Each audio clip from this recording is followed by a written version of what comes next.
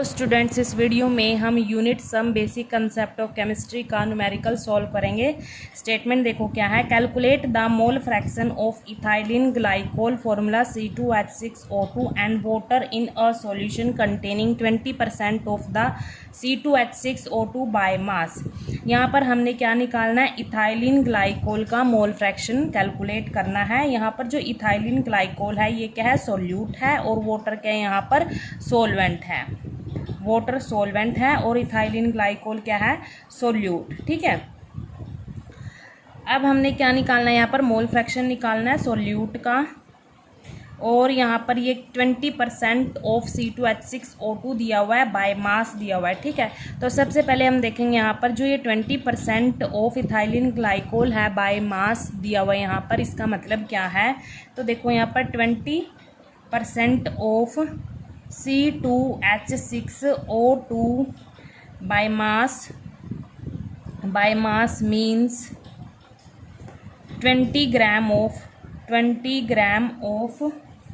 C2H6O2 are present in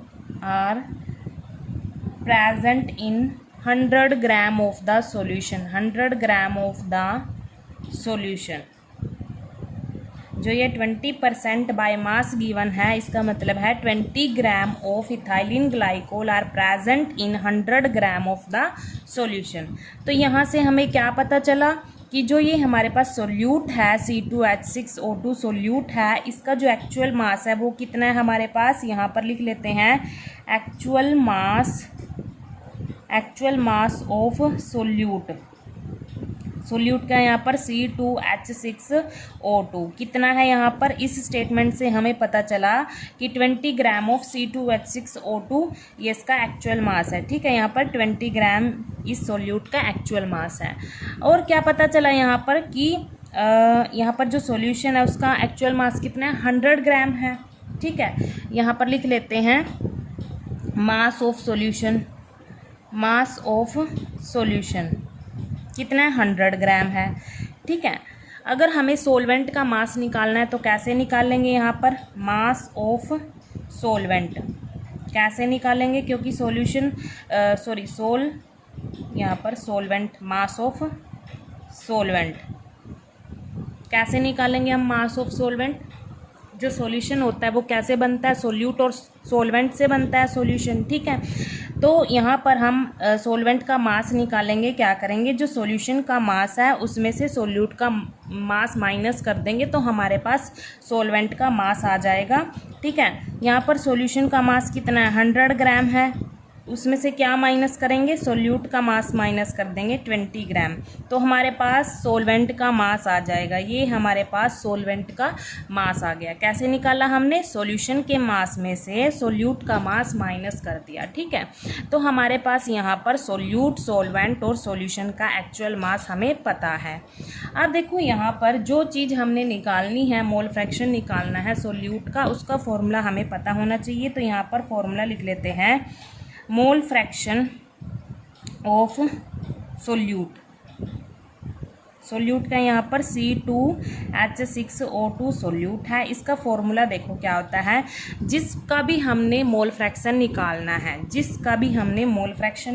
है, मान लो यहाँ पर सोल्यूट का मोल फ्रैक्शन निकालना है, तो इसके सोल्यूट के मोल्स को हम ऊपर रखते हैं, डिवाइड में टोटल मोल्स आते हैं, सोल्यूट और सोलवेंट दोनों के आते हैं। ठीक है, तो यहाँ पर देखो मोल फ्रैक्शन किसका निकालना है, सोल्यूट का, तो ऊपर क्या आएगा, number of moles of solute, divide में क्या आएगा, टोटल मोल्स, सोल्यूट के मोल्स भी और सोलवेंट के मोल्स भी। ठीक है, moles of solute plus moles of solvent. ठीक है, ये फॉर्मूला होता है उसका। मोल फ्रैक्शन ऑफ सोल्यूट का ये फॉर्मूला होगा number of moles of solute divide में टोटल मोल्स आएंगे, सोल्यूट के मोल्स भी सॉल्वेंट के मोल्स भी। जिसका भी हमने मोल फ्रैक्शन निकालना है, सोल्यूट का निकालना है यहाँ पर, उसके मोल्स को हम ऊपर रखेंगे डिवाइड में टोटल।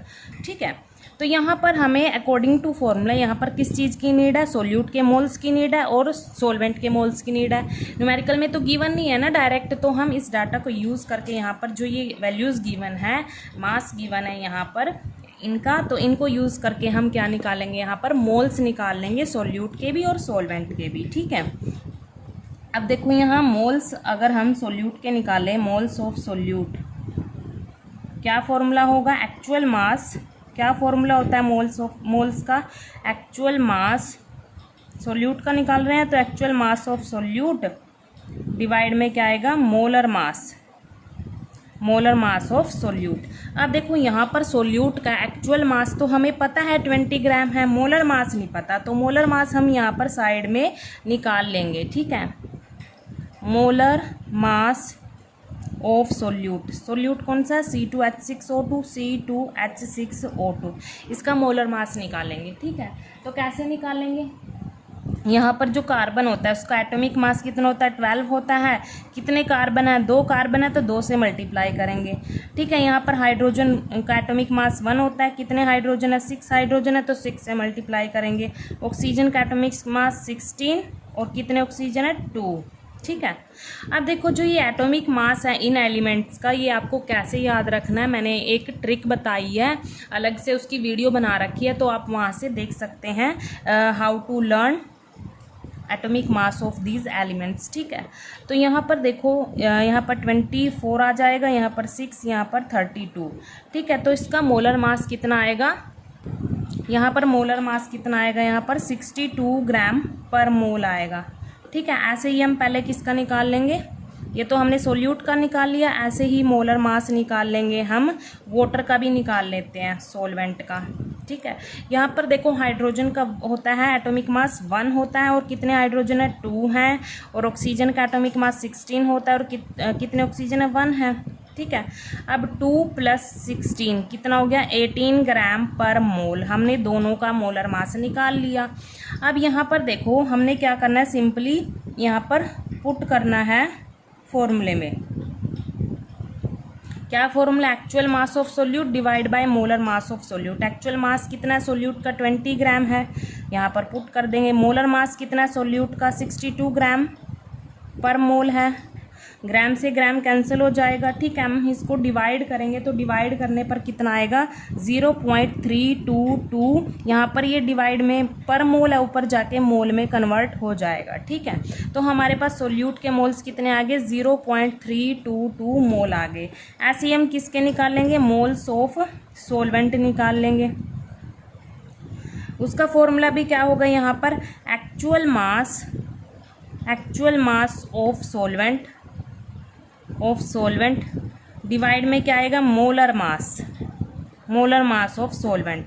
अब यहाँ पर देखो जो हमारे पास एक्चुअल मास है सॉल्वेंट का वो भी है, हमने अभी ऊपर यहाँ पर कैलकुलेट किया था, कितना 80 ग्राम है, यहाँ पर पुट कर दिया एक्चुअल मास की जगह, मोलर मास निकाला, कितना निकाला, 18 ग्राम पर मोल, यहाँ पर पुट कर दो इसको भी, ग्राम से ग्राम कैंसिल होगा और इसको डिवाइड करेंगे तो कितना आएगा, यहाँ पर 4.444 मोल आ जाएगा। यहाँ पर ये जो पर मोल है ये डिवाइड में ऊपर जाके मोल में कन्वर्ट हो जाएगा। ठीक है, तो यहाँ पर देखो हमने सोल्यूट के और सॉल्वेंट के, ये सोल्यूट के मोल हैं और ये सॉल्वेंट के मोल्स हैं, सोल्यूट के मोल्स भी निकाल दिए और सॉल्वेंट के मोल्स भी निकाल दिए, दोनों के निकाल दिए। अब क्या करना है, हमने सिंपली इन दोनों वैल्यूज़ को इस फॉर्मूले में पुट करना है, इस फॉर्मूले में, मोल फ्रैक्शन वाले फॉर्मूले में पुट करना है। ठीक है, तो हम पुट कर देते हैं यहाँ पर, देखो मैंने यहाँ पर ये फॉर्मूला दोबारा लिख दिया, तो हम क्या करेंगे, वैल्यूज़ पुट कर देते हैं यहाँ पर, ये मोल फ्रैक्शन निकाल रहे हैं हम ऑफ सोल्यूट।